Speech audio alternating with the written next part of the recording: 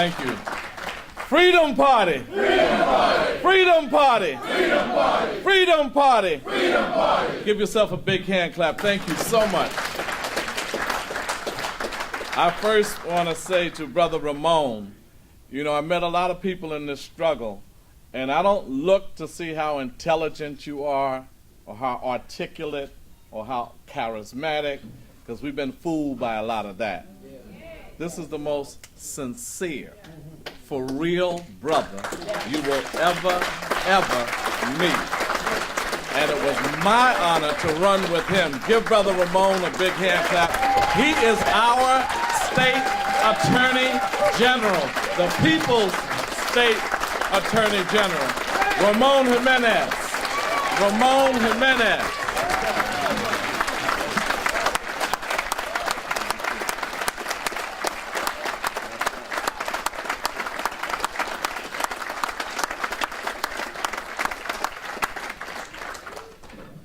My brother made our job easy. Let's just go choke them. I agree with that. I'm trying to think this thing through, and all we got to do is snatch them up and choke them. No, I like that. So this meeting is adjourned. We're just going to go get them. Make our life easy. But I got to pay homage also to one of the hardest working revolutionary sisters I know in the struggle, and has been doing such great work building the foundation of our Freedom Party. And it is our sister Viola Plummer, the co-chair of the Freedom Party and the December 12th movement. Sister Viola Plummer.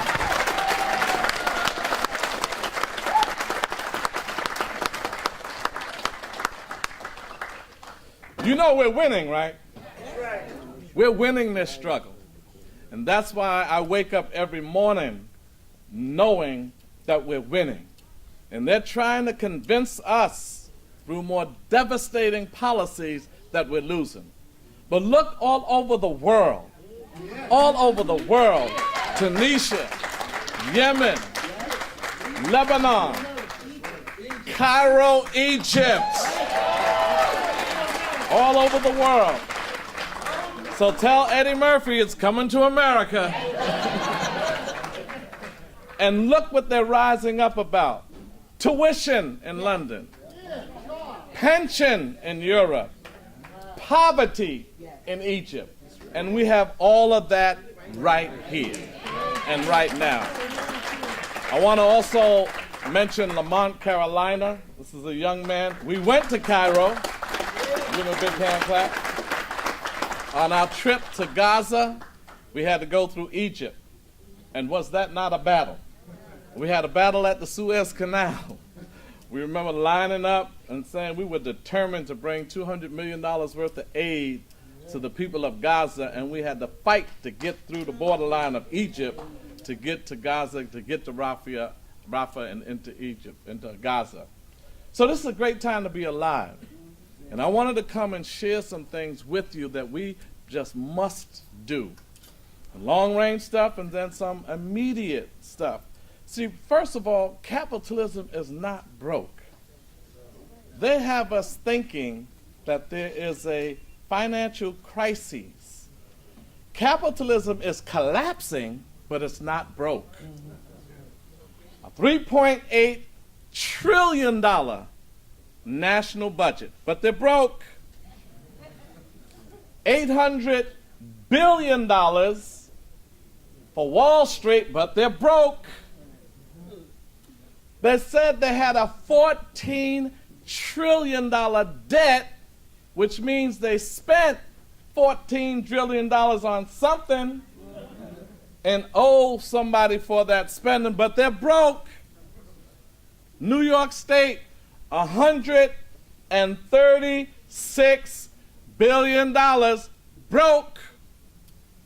New York City, $63 billion budget broke. New York City's budget is larger than every African country's budget. It's larger than every Caribbean country's budget, larger than every Latin American country's budget, larger than 48 state budgets in the United States. New York City. I want to be that kind of broke. That's the kind of broke I want to be. They're not broke. They have money. The question is the prioritization of spending. Who do they want to spend the money on? So they're saying not you. When we sit across this table with Michael Bloomberg and look at the budget, the mayor said, well, Charles, you know, it's tight. I said, it is not. Yeah, we have a deficit. We have budget crises. You do not. There's $2.5 billion in the rainy day budget in New York City's budget that they can spend like that. They're not broke. So what we have to insist is that some of that money comes our way. We have to insist and become, and this is our challenge, we have to become ungovernable. You have to become ungovernable. You can't let people govern you while they're oppressing you, but you still are governable. We're saying to some of the schools in my district, they're shutting down schools in our districts, correct? Yes. They said that they want to phase out schools and bring in charter schools. Yes. And the way they're going to phase them out, they said that they will simply not let any more elementary, kindergarten children in, and they'll graduate 3 and 4 grades at a time and phase the school out. Well, what would happen if the parents said, no, I'm bringing my child to that school on the first day of school, and my child is going to sit in that class whether you like it or not, and you better teach him. See, if we continue, that's why we need those kinds of tactics. The tactics we got to use now have to be more militant. They all right, you know, I'm going to do some civil disobedience and get arrested money. They can handle that. But what they can't handle, if one school in this city would say, no, you can't shut us down. And we all unite around that school and keep bringing the children there. Not this school. Charter schools not coming in. And we're going to maintain this school, and we're going to make sure that you give that school what it needs to succeed. You can't see an elementary school.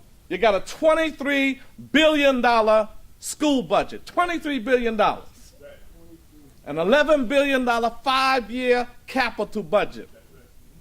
And you're going to tell that school, hey, the children are failing. Is there a library in that school? No. Any smart boards in that school? No. Science labs? No. Computer labs? No. Is there a recreation program, an athletics program, a music program? No. What do they do all day? Test prep.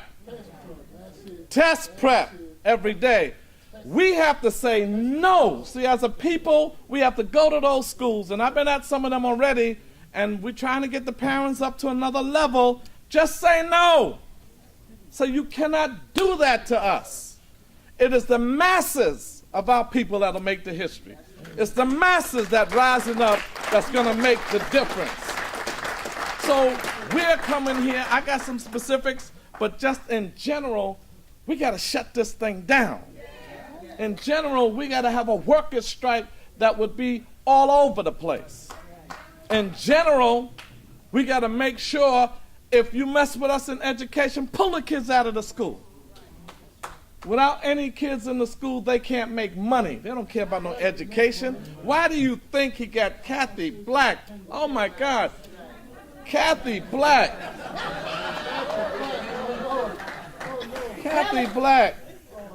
You know, oh my God, this is the most insulting, disrespectful. You can't push magazines and think you can push an education system. She's not even qualified to teach in a classroom.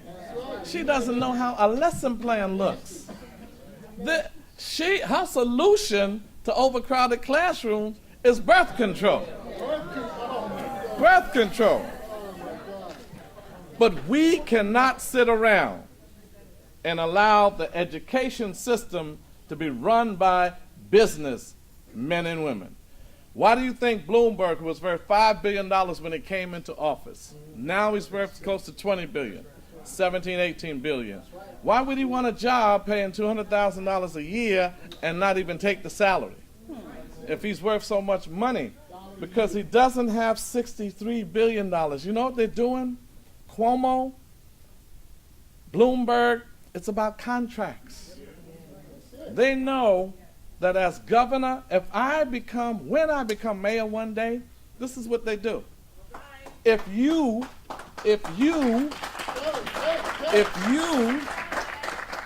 had a toilet paper company and I wanted to give you the contract to put toilet paper in all the public facilities, you're a millionaire. If you had a textbook company, you're a millionaire. Snapple. How about that colored sugar water for our kids? They gave them a no-bid contract. Millionaires. They don't care about education. That's a $23 billion budget and an $11 billion school construction authority budget. You know how many contracts are in that? You know how much money is in that? So that's why they want these positions of power. So I wanted to say on a larger scale, this is about power. It's about power. And we got to define power as that ability for you to make decisions in your best interest that impact our community. If you can't make that decision, someone is. And if you don't have the actual power, then the next best thing you better have is influence. And influence is that ability to persuade people in power to make the decisions in your best interest. If you have neither, you have nothing. And that's why we got to say we have to have a long-range strategy, a strategy inside electoral politics and a strategy outside of it. Electoral politics is no panacea. We can't expect everything to happen within that framework. Outside of it, we got to become ungovernable. Outside of it, these streets got to be ours. Outside of it, we got to say we're not working. Outside of it, you're not shutting down our schools. And we got to build that kind of movement. Inside of it, we got to get rid of some of these ancient mamas and Uncle Toms and sellouts. We got to get rid of them. Matter of fact, I promised myself I was going to stop disrespecting ancient mama because they're worse. I am not calling them her anymore because they're worse. But we got to build that electoral movement, and that's what we want to do in the Freedom Party. We don't want to complain about no senators no more. Complain about no assembly people. Take them out. Take them out. Take them out. And we're going for big positions. You know, in this election year, one strategy, if we all got together, can you imagine if we all got together, we could win a lot of these city council seats. Most of us are term limited. In 2013, there'll be about 20, 30 seats opening up. And we better not sit here and let the same kind of people get back in. Do you know there are 51 city council members? And 27 of them are people of color. We're the majority. We are the majority. And we passed the budget. You know, y'all complaining about Bloomberg. He doesn't even have a vote on the budget. You complain about Christine Quinn. She has one vote. So what are the black and Latinos in the city council doing to allow them to pass budgets that they could vote against? If the blacks and Latinos and Asians in the city council stood up, 27 of them, and said, we're not voting for this $63 billion budget unless you have A, B, C, D in it, it will not pass. It will not pass. So we got to have that strategy to get them out because they're not going to do anything different. We got to have a strategy for that electoral empowerment to get them out. Some of them are so ridiculous. If I'm in the hall with them and there's no white men around, they whisper. I said, man, you know, white people got a lot of that. What you whispering for? Ain't nobody here but us. I I purposely get on the elevator. I wait for some powerful white men to get on the elevator, and I'll be with one of them. I say, white men got too much power. Ain't that right? And they act like they can't see me. And I just say, but you agree, right? They do, don't they? Just to get them nervous. But that's what we're talking about, power. We got to change the power equation. You know what's good about me being a city council member? Because even on a local level, I have a little more juice. They talk a lot about me being controversial and all of that stuff, but you know what I did do? Two $80 million schools in East New York now. Hello. 2 new $80 million schools. And they say that I'm the most controversial and all of that crap, but they didn't tell you I am the #1 council member in the entire city in building affordable housing in their district. #1. #1. Because I don't let them in unless they are affordable, because we got that kind of juice. Do you know, having that power, it's the local council member that decides what's going to be developed in the community. If Donald Trump came to me and said, I want to build housing on Blake Avenue, I want a Trump Tower in East New York, he got to come see me, the Black Panther. No shirt and tie. Don't salute the flag. I said, sit down, Donald. So what you need? Trump Towers? You're fired. Get out of here. Get out of here. I'm telling you, I've had rich white developers sit with me to show you how much they deal with power. They don't care about you being a Panther, revolutionary, nothing. They got to get through you to get that thing passed. I remember when I said at a reparations rally, I said for my black mental health, I'm going to slap the first white man in power I see and tell him it's a black thing. You know, messing around. I was messing around, and I forgot I was a council member. I'm on the stage say, yeah, we need our reparations. That's right. That's right. You lucky we're marching. You lucky we're talking. When I get back to New York City and I see the first white man, I'm going to slap him right upside his face, and I'm going to tell him it's a black thing. When I got back to New York City, oh my God, I had so many emails, white men were calling me from all over the country. Councilman Barron, I'm a white man from Denver. Come slap me. I said, yeah. I thought I was going to have to get y'all and have a coalition to go around the country slapping white men. I got so many calls. When I was on a radio program the next day, because I promised I would do this conservative program the next day, and you can tell when they think they got you. So I said, they said, good morning, Councilman. You was at the reparations rally. How you feeling? I said, great. It's just great to be alive. They said, we have a quote from the Associated Press. For my black mental health, I'm going to slap the first white man I see and tell him it's a black thing. Did you say that? I said, absolutely. That's what I said. And they got quiet. They said, Councilman, you want to explain that? So just to mess with them, I said, yeah, it was a case of oratorical improvisation and black hyperbole. And they said, what? I said, oratorical improvisation and black hyperbole. He said, what's a black hyperbole? So I said, well, a hyperbole is a figure of speech. You have metaphors, you have similes, and you have hyperbole. I know what a hyperbole is, that's why you asked me. So he said, what's a black hyperbole? I said, well, when I was growing up and my mama told me, and I got on her nerve on Sunday, she said, boy, I will slap you into Tuesday. Now, that's a hyperbole. That didn't mean Monday wasn't going to happen for me. Monday was still going to happen. It's a hyperbole. So he said, tell me another one. I said, well, my mother said, I brought you in this world. That's not my mother's commitment to murder. That's a hyperbole.